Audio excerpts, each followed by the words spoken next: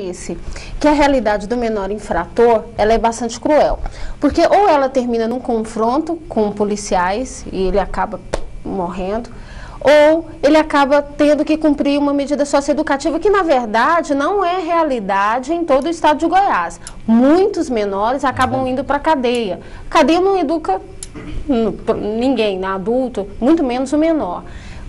O que fazer nesses casos? Porque se ele vai para a cadeia, ele está lá em contato com bandidos mais experientes, pessoas mais experientes, ele não sai dali melhor. Bem, aí é uma análise que eu faço, vou mostrar para vocês um fato que aconteceu aqui em Goiânia. Uma escola de periferia aí, pegou os alunos ruins da 6ª série, é uma escola grande, e colocou todos juntos. No final do ano apareceram lá no juizado, me pedindo socorro, porque os meninos estavam querendo agredir os professores. Se não passasse, ia pegar o professor na rua. Agora imaginemos nós pegando os alunos do 16º ano da vida, os piores, e colocando juntos. Só isso já é um problema. Mas nós temos pior do que isso ainda. Não temos condições adequadas para receber esses adolescentes. Nós temos em várias cadeias no interior adolescentes cumprindo medida junto de maiores, naquela cadeia simplesmente com efeito vingança, de tirar ele de circulação e não com o desejo de resgatá-lo, de recuperá-lo. Preciso dizer que o direito é a mais bela das ciências, porque ele protege os valores, é a reeducação, o resgate, o perdão e o amor. Porque se a gente vivesse a época daquela famosa lei de Italião, olho por olho, dente por dente, que ainda em muitos nichos da sociedade ele prevalece, sabe qual seria o resultado?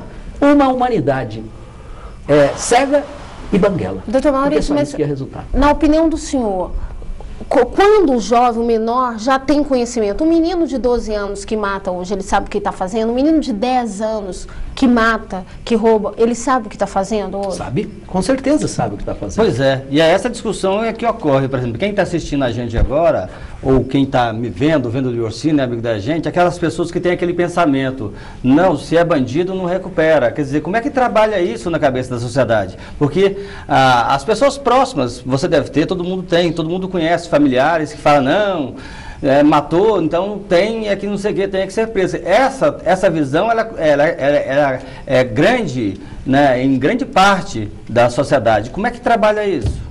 Olha, é preciso que a gente mude os padrões culturais. É preciso que compreenda que o ser humano não virá a ser. Entre nós aqui, pessoas respeitáveis, ninguém pode garantir que amanhã a gente não cometa um absurdo. Assim como entre aqueles que estão presos hoje, não possam cometer atos de extrema nobreza. Porque ninguém é mais santo do que o mais santo dos homens, nem pior do que o pior dos homens.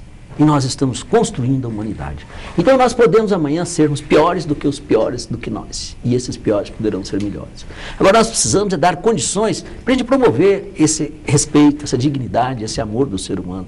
Só da condição de ser humano já lhe dá o direito de não ser tratado como ele é.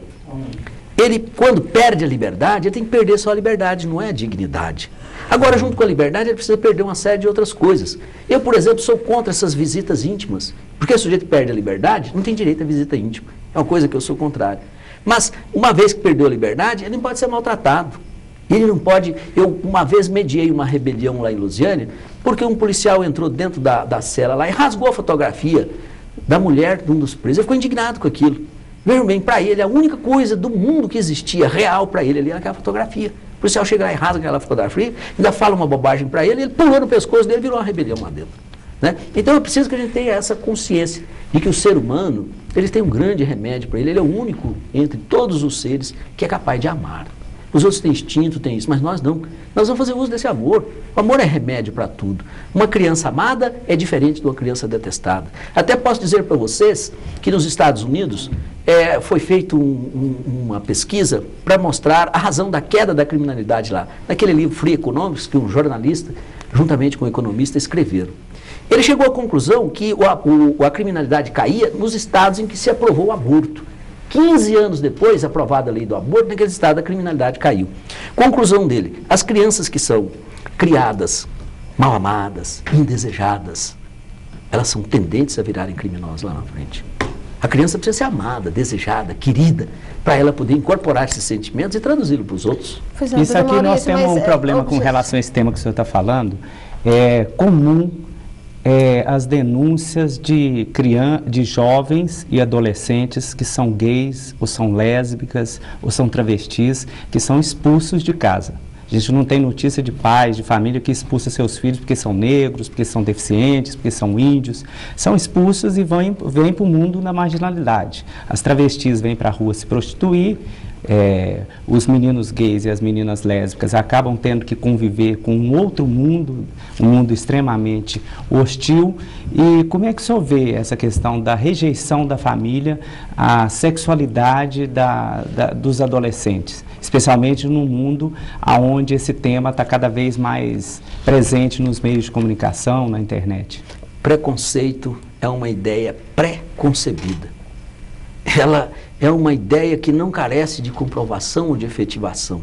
Então, quando se tem com relação a um adolescente que faz uma opção sexual diferenciada, nós estamos com preconceito.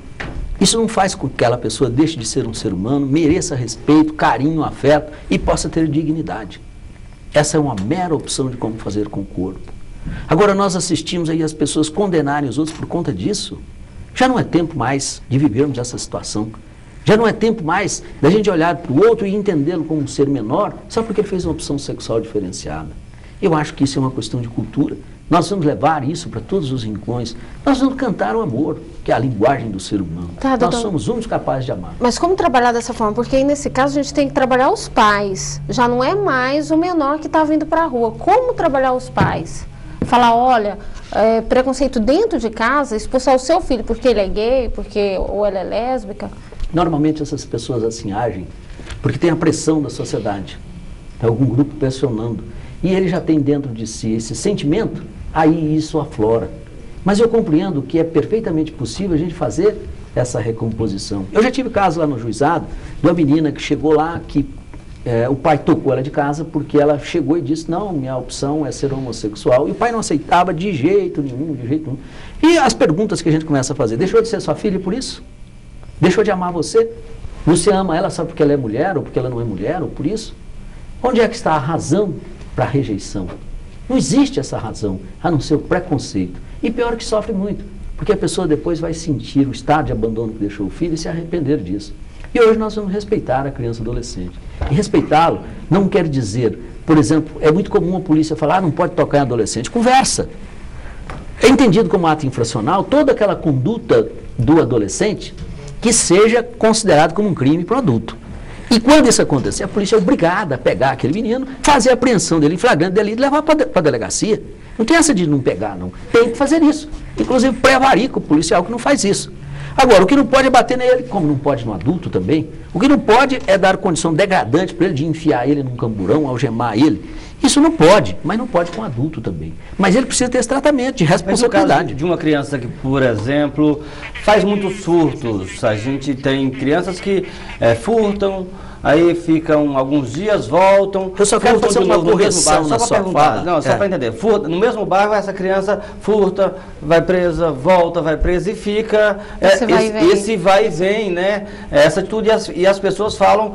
E aí é que as pessoas pegam e dizem, poxa, esse estatuto da criança, do adolescente, está favorecendo a criminalidade, porque não existe uma medida socioeducativa maior para deixar essa criança um tempo mais, para tentar educá-la, fazer alguma coisa, porque realmente a justiça, nesse ponto, ela é falha, não só com a criança, né, também com o adulto. A gente vê criminosos também, em vez de conseguirem melhorar, saírem também e voltarem. Quer dizer, é muito complicada essa questão da justiça. A justiça, na opinião do senhor, não é falha nessa questão? O reparo que queria fazer é o seguinte, para o estatuto, criança é quem tem até 12 anos incompletos. Esse não responde por absolutamente nada do que faz. Ele merece só medidas protetivas. Já o adolescente, que é o maior de 12 até os 18 anos, esse sofre as sanções que vão. Quais são as sanções que se impõem? É a internação, que é privação de liberdade, a cadeia. É o regime semi-liberdade, que é mais ou menos como um albergue. Ele fica durante o dia trabalhando, estudando, e à noite recolhe-se. É a medida de liberdade assistida, que é a rainha das medidas, onde o juiz nomeia uma pessoa, um orientador para aquela criança, para inseri-lo numa escola, num programa social, dar apoio psicológico, apoio pedagógico, se precisar, e acompanhar essa criança, esse adolescente, efetivamente. Outra medida socioeducativa é a da prestação de serviço à comunidade, que já determina que ele vai prestar um serviço como forma de educá-lo. Pois é, mas isso está funcionando? Isso funciona de forma adequada? Porque a gente vê no caso do adulto, a polícia sempre falar que prende, a justiça solta, que prende, a justiça solta. No caso do adolescente também, ele é preso e não fica muito tempo não, solta.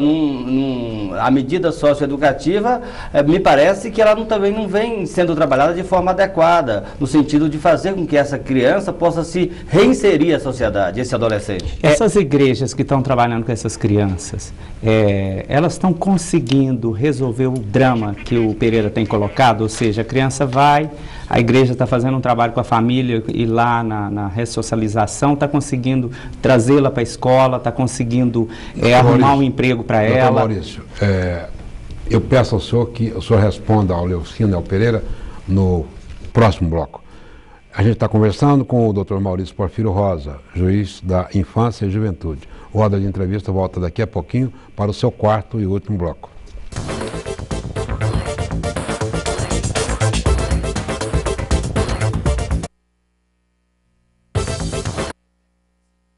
Preso, solto. No caso do furto acontece o quê? Só para... No caso do furto, no Brasil, para você ter uma ideia, nenhuma condenação de até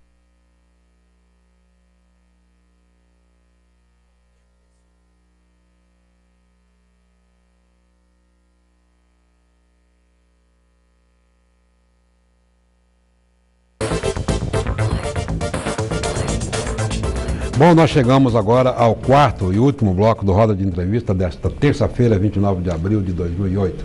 Estamos conversando com o juiz da Infância e Juventude, o Dr. Maurício Porfírio Rosa, que agora vai responder às questões deixadas no bloco anterior pelo Carlos Pereira e pelo Leocino Mendes. Dr. Maurício. Bem, a questão era se as medidas socioeducativas são eficazes ou não no resgate e na recuperação do adolescente. A medida de internação, que é a mais grave delas, e a que funciona mais, porque é fácil para o Estado ir lá pegar o menino e tirar a liberdade dele. Essa é a que menos funciona, que menos recupera. Os que entram no circuito da internação, o índice de resgate deles é menor. E ele cresce com a liberdade assistida e com a prestação de serviço à comunidade. Porque nós pegamos o adolescente no primeiro ato dele. E a gente trabalha ele para não fazer mais aquilo. Porque nós vamos lembrar de uma coisa muito simples. O ser humano, ele nasce para ser feliz. Todos nós buscamos a felicidade. Se nós observarmos lá o Carandiru, com aquelas regras que haviam lá, que a gente acha estapafúrdias, eles estabeleceram aquelas regras para melhorar a vida deles, não foi para piorar. Porque nós todos buscamos sermos felizes. Na busca dessa felicidade, a gente busca ser feliz de forma ética, porque ninguém é feliz senão com um fundamento ético e moral. Eu gosto de exemplificar o caso daquele Pedrinho, né, que a Vilma sequestrou. Eu conversava com o Dr. Roque sobre isso, e ele dizia, nós dizíamos, comentávamos, que ele ia voltar para a mãe biológica, não porque era a mãe biológica, mas porque faltava ética quando a Vilma o buscou. Se ele tivesse sido encontrado na porta da casa dela por ela, e ela tivesse acalentado, ele não deixaria ela nunca. Então, quando a gente busca ser feliz, a busca disso é através da ética, da moral. E quando a gente busca ser feliz, a gente vai realizar os valores humanos. Não me interessa prender as pessoas como instrumento de vindita, de vingança. Eu quero resgatá-la. O adolescente, quando vai privado de liberdade, nós, o que fazemos aqui em Goiânia? Ele é obrigado a estudar, nós damos um curso de formação para ele participa de esportes, nós temos um curso de informática lá, nós temos curso de garçom para ele, e quando ele vai melhorando, nós vamos permitindo que ele vá passar o final de semana em casa. E quando ele sai de lá, ele consegue trabalho? As empresas têm ajudado, têm contribuído com o juizado no sentido de ressocializar essa criança? Porque a grande parte que está lá são crianças de baixa renda. Como é que está sendo feito isso? Lamentavelmente, esse é um grande drama, de dar ao adolescente uma nova estrutura, um apoio psicológico e devolvê-lo para o mesmo mundo que o gerou. Até a escola não quer aceitá-lo. É um trabalho cultural. As pessoas olham, não, esse é mala, esse é malandro, não quer recebê-lo. Pois esse é o que mais precisa da escola, esse é o que mais precisa de emprego. Se a gente não consegue dar a ele essa condição, o trabalho da gente vai por terra. Por isso é que, repito, nós precisamos mudar nossos paradigmas culturais para enfrentarmos a violência. Nós vamos dedicar um pouco do nosso carinho, do nosso afeto, da nossa dedicação a isso. Eu tenho alguns empresários aqui em Goiânia que me ajudam muito. Eu mando esses meninos para lá e os meninos são perfeitos. E posso dizer para vocês que uma vez nós demos um curso de garçom, foi um curso muito bem aceito. Porque é fácil de arrumar emprego de garçom. Qualquer boteco que vai empregar alguém, se tiver o curso de garçom, ele prefere que tenha um curso de garçom do que o outro. Então nós conseguimos emprego para quase todo mundo. E um hotel muito bom aqui em Goiânia, um dos melhores hotéis, esses meninos foram fazer o curso lá. E aí o gerente me chamou para ir lá ser servido para eles no café da manhã. E eu fui, e o gerente tentou me convencer de que eles meninos eram muito bons, não precisavam estar privados de liberdade. E eu fiquei olhando e pensando, aquele ali cometeu um latrocínio, aquele cometeu 2 roubos. E fiquei pensando, e se eu contasse isso para ele? Será que ele me diria que esses meninos são muito bons?